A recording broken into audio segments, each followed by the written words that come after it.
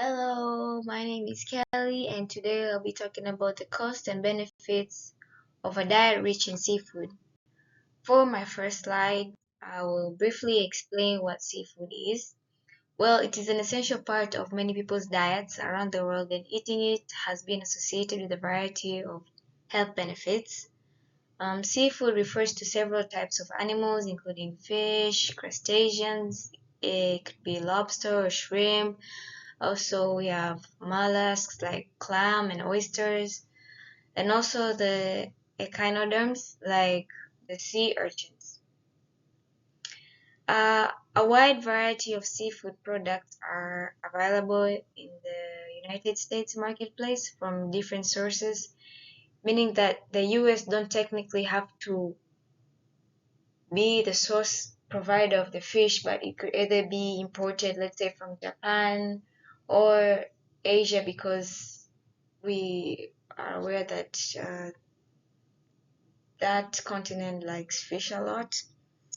In the United States, wild fish and shellfish are harvested by commercial fishermen in both the nearshore and open ocean waters, and in fresh waters, lake or river. Farm-raised or aquaculture seafood products are raised both on land in ponds, which is catfish, or recirculation tanks where there's tilapia and hybrid bass. And in nearshore coastal waters, there's salmon and shellfish. This slide, I will briefly give out more information about seafood. Seafood is a concentrated source of many essential nutrients. Fish and shellfish like salmon, clams, and shrimps are particularly high in protein, plus vitamins and minerals like vitamin B12, selenium, and zinc. For example, a 3-ounce, which is approximately 85-gram serving of cooked clam, provides over about 3,500% of the daily value, also known as DV, for vitamin B12, 99% of the DV for selenium, 21% of the DV for zinc, 13% of the DV for iron. A half fillet of 154-gram serving of wild-caught salmon delivers about 196% of the DV for vitamin B12. We have 131% of the DV for selenium. We have 85% of the DV for vitamin B6 and 21% of the DV for potassium. Studies have also shown that many people don't consume adequate amounts of certain nutrients that are concentrated in seafoods, including vitamin B12 and B6, selenium, iron, and zinc. Next, on to the next chapter, main slide.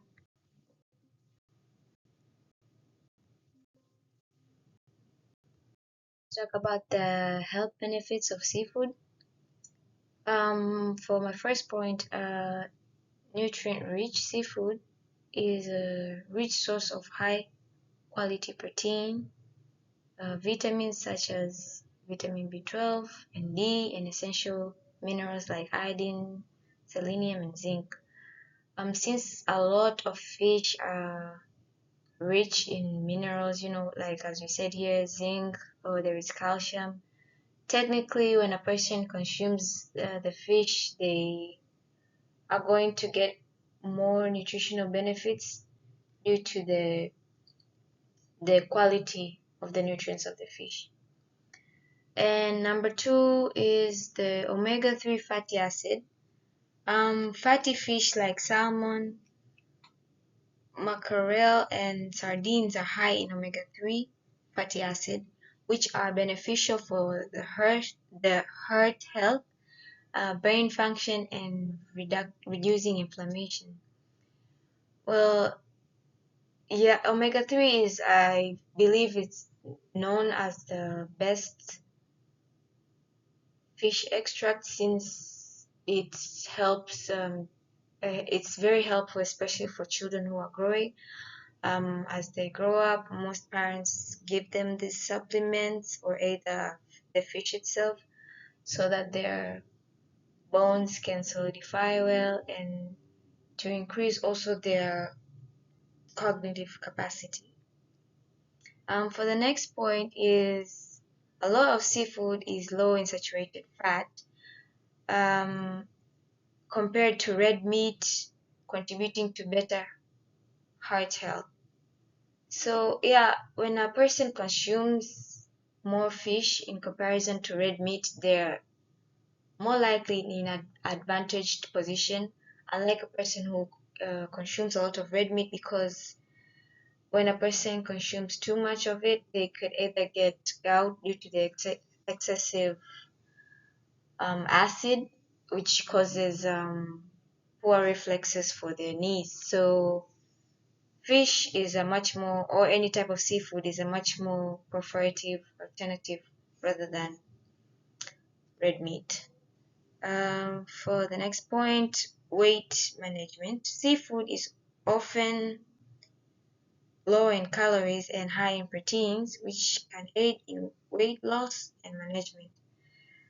Yes, this is true because we see that, if a person wants to either maintain or lose weight, they should consume more proteins, and proteins are widely known that they are very rich in seafood or in aquatic animals. So if a person wants to, maintain the body they have or the lose, they are encouraged to eat out of proteins, in particular fish.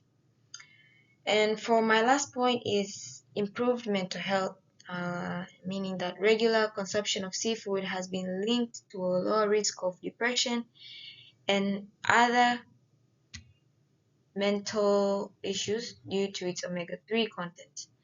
Well, as I mentioned before, this is true because a lot of parents usually give their kids omega-3 either supplements or fish itself for the purpose of making their brain develop well, so that they, as they grow up, they have good memory and they can be fast thinkers. And for this slide, we're going to talk about cognitive and mental health abilities. Well, it's technically a continuation of the previous slide, since we'll be talking about, how seafood has associated with, memory enhancement.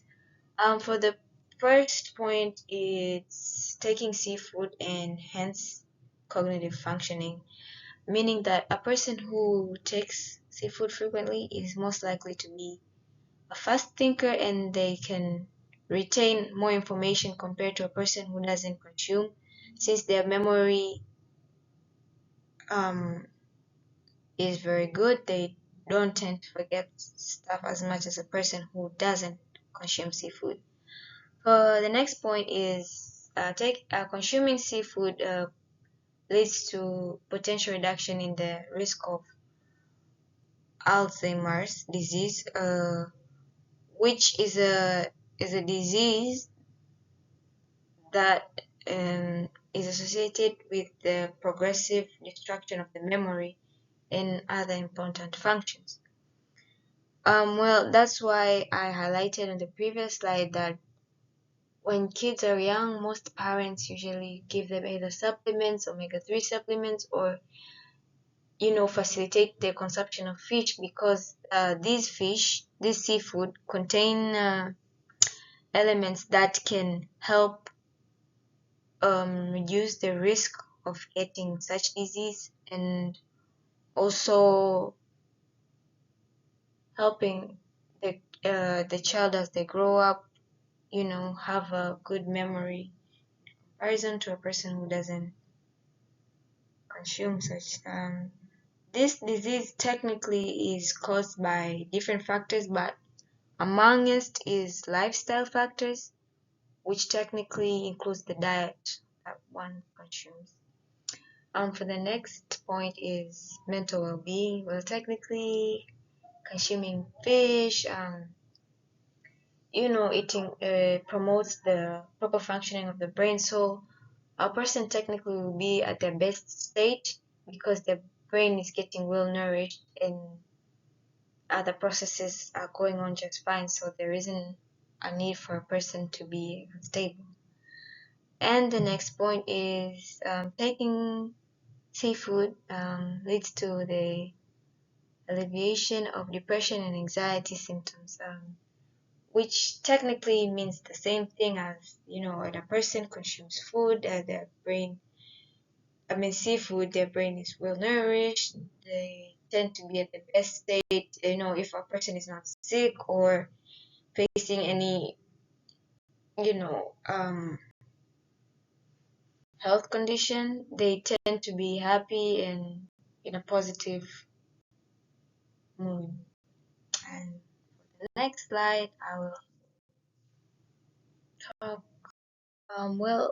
weight management and physical health.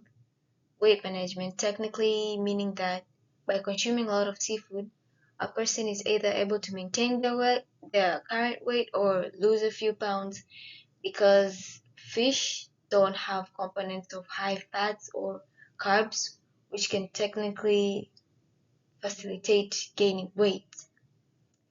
And my next point is low calorie, high protein food. Most seafood are high in protein, as mentioned before, and they have low calories, meaning that a person can consume as much seafood as they want without the risk of, gaining excessive calories that could mean a person can gain extra weight or can be exposed to high calorie, which technically means that a person who consumes seafood is more in an advantage position because the amount they consume is being burned out and eliminated by the body. And this point also adds up to the fact that not everyone has access to the gym, or not everyone has time for the gym. So consuming a lot of seafood could really save a person's time and money. And yeah, it's a healthier alternative of food. And for the next point, I'll talk about seafood promotes satiety and aid in weight loss. That means due to the low calories and high protein, a person can consume some, like let's say a dish full of fish, and that will be enough because lots of protein create this feeling of feeling full or satisfaction, meaning a person doesn't have to eat a lot, and that reduces the risk for them to gain excessive weight. And for the next point is seafood technically brings about overall physical health. Yes, which means like eating a lot of seafood, helps a person get a lot of minerals such as calcium, zinc, for the purpose of strengthening, bones. And it's also a good source of protein for bodybuilders, for people who do a lot of exercise. They can eat tons of fish, and gain muscle at a quicker rate. And also it improved joint health. This again goes back to the fact that consuming a lot of fish enables one to gain a lot of minerals like zinc, calcium, magnesium, so they don't have pain at lower back pains, or the knees. They're still flexible as they age because of the lifestyle maybe they invested in as they were still young, which is consuming a lot of seafood rather than carbs or fats. And also it is an anti-inflammatory properties, meaning that consuming a lot of fish can enable one to, prevent the risk of developing chronic diseases, be it high blood pressure or heart problems, which are associated with the consumption of carbohydrates or the fats. So technically, protein is the best food alternative for maintaining a good pace in terms of health. And the next slide, the economic benefits of seafood. For the first point is employment opportunities in fishing, processing, and distribution sectors. Technically, this means, there are a lot of fishermen, be it local or international, and, seafood, the presence of seafood helps people get employed. They could either fish, after, they have gathered the fish, there's a group of people who also help in processing the fish. So technically, this acts as a source of employment for a lot of people, and technically leads to the rise of the economy of the country, because at one point the money also comes from the food production. And for the next point is boost to local economies, especially in coastal areas, which this means along the coast there are people living there. So for a person who has already mastered the skill of fishing, they could just walk out and go out and try to fish, catch, even if it's a few fish, and whatever they can get, they can go, sell it and get something small that, can help them with continue with their life. So technically, fishing does boost local economies, especially for middle class people or for lower class people. This has been very beneficial to them. The next point is affordability and accessibility. Technically, it's very easy to get fish because a lot of continents are surrounded by water. So a person can decide today, I want to be a fisherman, and they can just go out there and fish and get fish, and they can start small local business or for own personal consumption, because it's not that difficult to attain fish, unless it's a bulky number of fish that requires more tools that could be expensive. But for small scale fishing, it's much more easier and accessible for lots of people. And for the next point is availability of affordable seafood options. Well, this means since people can fish, they could sell the fish at affordable prices, and this could really help the people who are in middle or lower class, because not everyone has the access to red meat or all the other stuff. They can afford only fish, so most fishermen or fishmongers sell the fish in a favorable, reasonable price, which also favors the people who are disadvantaged. And also potential cost saving compared to other protein sources. Again, fishing is a better alternative for protein because it's also cheap.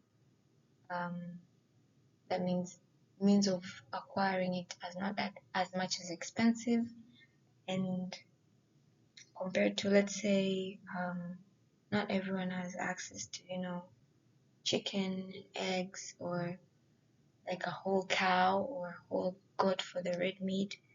So the presence of fish technically helps help people middle and lower class, because they can access it and they can be as healthy as the ones they are prepared. And then for the next slide, I will talk about the costs and challenges. And I have combined both the economic and health costs. Well, my first point is higher prices for certain seafood variety. That means, despite the fact that fish is affordable for in most places where they sell fish at a higher price. For instance, where I come from, in my home country, they sell a dish of prawns or shrimp at a very expensive price compared to normal fish like sardines or tuna. So that technically is a problem because it limits a person to have access to a variety of fish. The next point is seasonal availability affecting prices. Well, this means not all the time during fishing seasons the fishermen will be lucky to catch enough fish because there are seasons where the fish are very far away and the seasons the fish are very close. So when the fish are very far away, the fishermen have to go at larger distances, which to some extent is dangerous because the ocean is a very vast place and anything can happen. And that means if the availability of fish is low, they are going to charge more because of the difficulty to attain them. Unlike if the fish are, closer to the shore or not that deep in the water, they can easily go fishing and attain a large number of fish and sell it at a lower price because of the availability. Next point is health risk. Although consuming seafood is the best alternative in terms of food, but excessive consumption of anything is known to be dangerous, which is applicable for fish too, or seafood, because that means when a person eats too much fish, they're going to lack, other nutrients. For instance, if you consume too much fish every day, you eat fish, the whole diet is comprised of fish, and you don't consume, like fats or carbs, you technically make you lose energy because we know carbs is also energy, and fats and lipids help in heat insulation. So when a person only consumes this thing, only seafood, they're most likely to develop other problems because their body is in high concentration of protein and yet deprived with other nutrients. So a person should make sure that they consume all variety of food. The next point is concerns about mercury and other contamination. Well, technically this means fish have to some extent they have a percentage of mercury, and over years there's been introduction of industries. They have come up with new fishing techniques that could be hazardous for the fish because some fishermen use chemicals that may contain some components of mercury, and in long term, as a person consumes more and more of seafood, they are more likely to develop new diseases or disorders because mercury is extremely hazardous in a human's body. So, and on the point of industries, there are a lot of industries which are, established around the ocean, where they, the waste that they get after, production, they dispose it in the ocean, and yet the fish come and feed there. That means they may consume other contaminated substances that may be very hazardous for human consumption. So it's very important for us, to take care of our environment in terms of disposing our waste. There should be an alternative way to dispose used product, and yeah. And for the next point is risk of overfishing and depletion of certain species. That means if there's too much fishing, there is a very huge risk of fish becoming extinct because you fish too much, you don't give the fish an opportunity to produce and grow, so some species may disappear from the face of the earth. And for the next point, I am going to highlight how to incorporate it in our diet. There's no doubt that seafood can be a good protein choice. However, it's important to consider the health and environmental impact of seafood if you want to incorporate it into your diet. Here are a few tips on how to add seafood to your diet in a nutritious and sustainable way. Point number one is choose fish that fished or farmed in environmentally sustainable way. Clams as well as Arctic chars from Canada caught by barriers and fancies are among the best choices more sustainable options.